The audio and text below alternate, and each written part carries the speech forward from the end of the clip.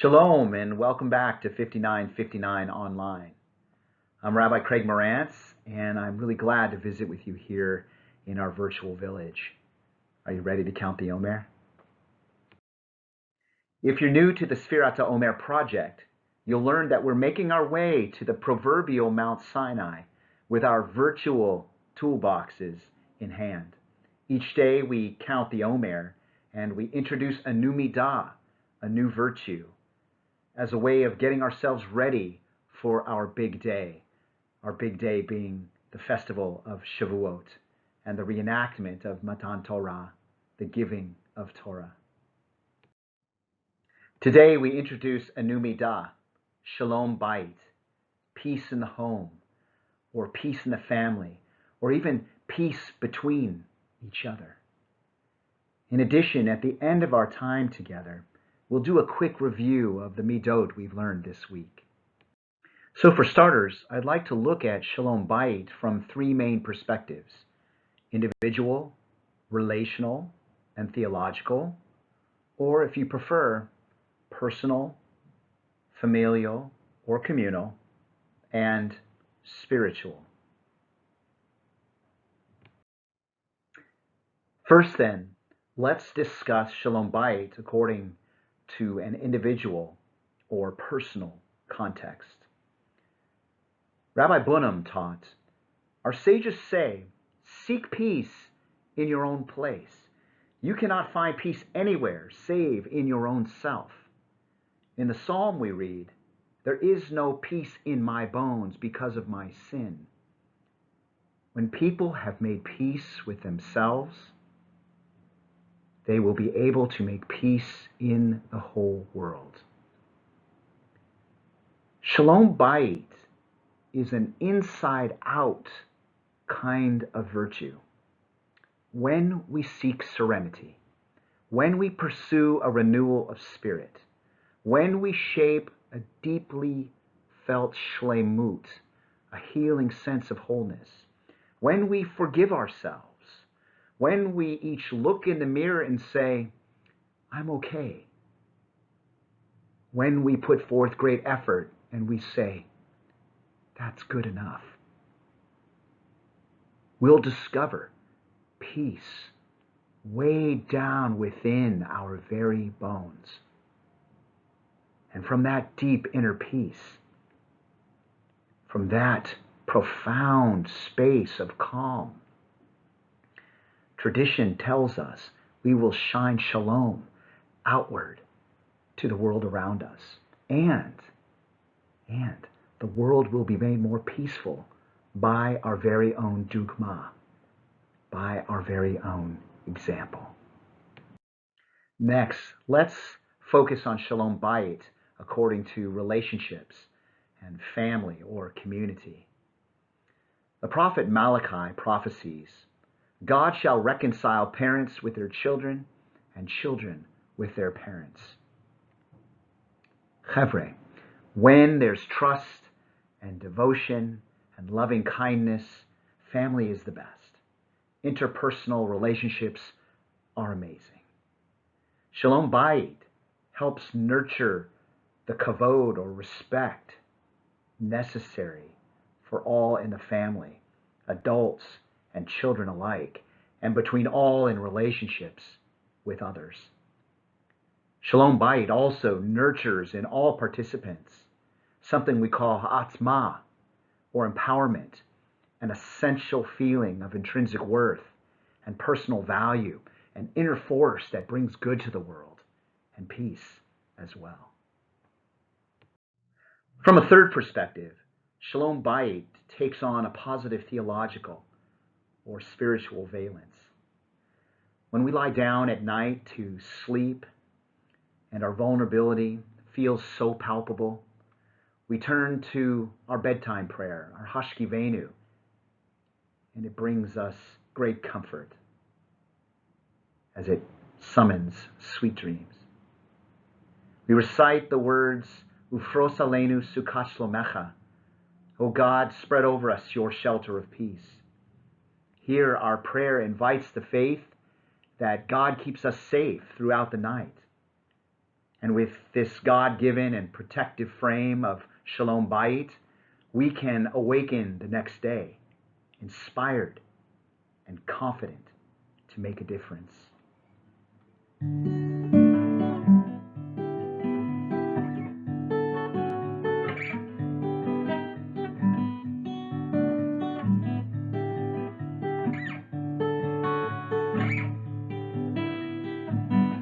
Hashkivenu Adonai Eloheinu l'shalom, l'shalom, ve'hamidenu shomrenu l'chaim. Ufros alenu sukat shlomecha, ufros alenu sukat shlomecha, amen.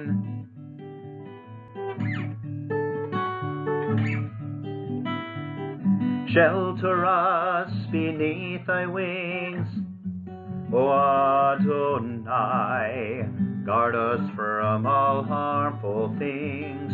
O Adonai, keep us safe throughout the night, till we wake with morning's light.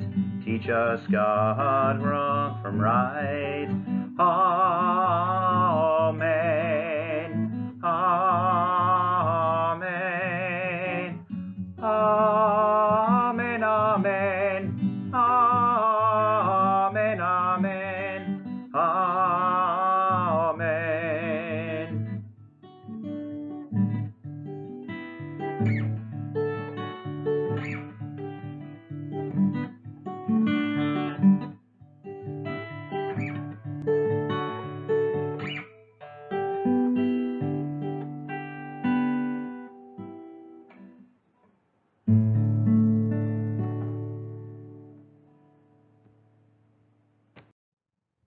Chevre, before we count the Omer, we can admit that getting along well can sometimes be challenging, if not downright difficult. Shalom Bayit takes work. But there is one particular problem that makes Shalom Bayit very elusive, if not impossible. And that problem is domestic violence. During this COVID pandemic, we have seen a rise in reported cases of domestic violence. And domestic violence was already bad enough before this corona chaos. Looking up Shalom Bayit on the internet, I came across a very important organization by the same name, Shalom Bayit.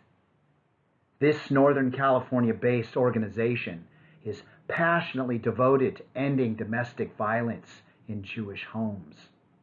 In this case, Shalom Bayit means building Jewish homes and communities that are safe from violence and abuse. Outcomes that make peaceful homes and families and communities impossible if ignored. So then, Shalom Bayit means everyone deserves healthy relationships. And Shalom Bayit means love should never cause fear or physical abuse and suffering.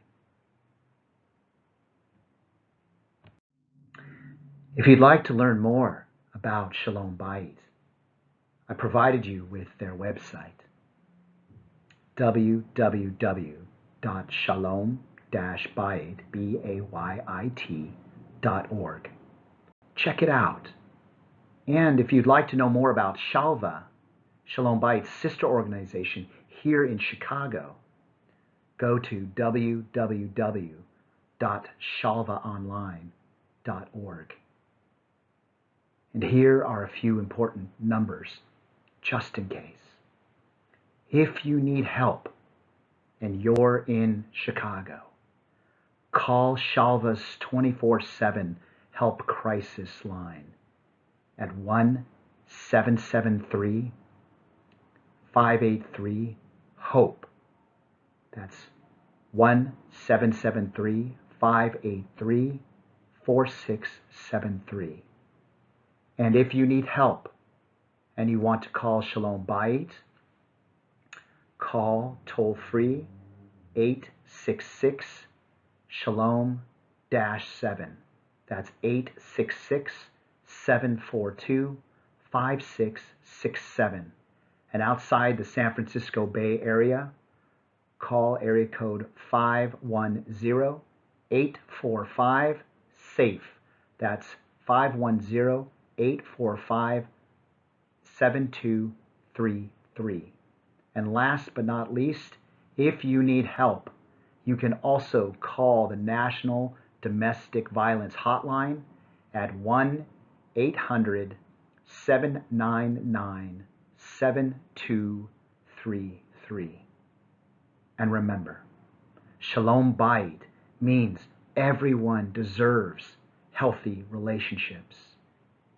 And Shalom Bayit means love should never cause fear or physical abuse and suffering.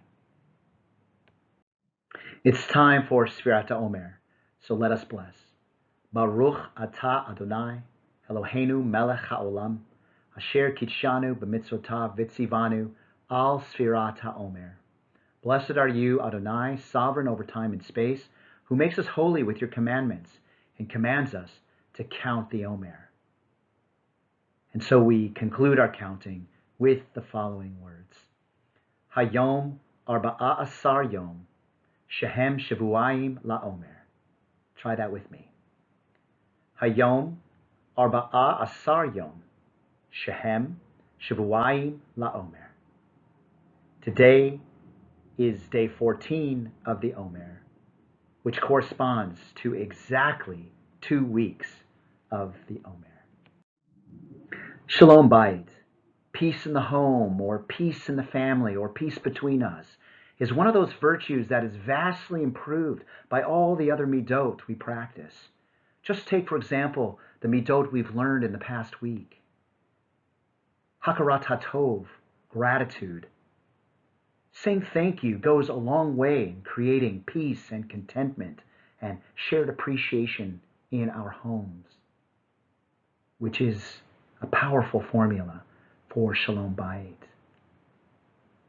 And anava, humility, being humble enough to say I'm sorry, or humble enough to improve how we interact with one another, or humble enough to know how to build healthy and safe relationships. All of this humble and grounded behavior lends to Shalom Bayit. And what about Seder, order? I can tell you quite personally that keeping an orderly and clean home makes my wife very happy. With order comes calm, and with calm comes shalom in our Bayit. And how about shtika, silence? Giving people quiet space to work things out without bothering them is Shalom Bayit. Being able to sit and enjoy the silence and trust that love is there without having to fill the air with words is a form of Shalom Bayit. Remember, the Torah itself came out of the sacred silence of Sinai. Shtika makes for Shalom Bayit. And Ohev et Hamakom, loving God. Loving God means loving others like family and friends and ourselves. With such love comes lasting Shalom Bayit. In Shmiat HaOzen, paying attention and listening carefully lends to respect, shows good manners and sensitivity, and reveals tremendous compassion, all of which nurture Shalom Bayit. That's a lot of growth this week, a lot of virtue, a lot of midot, helping us live out Shalom Bayit. And so with that, I say stay well, and may our homes and our lives and our relationships be filled with shalom. Lehitraot. Bye-bye.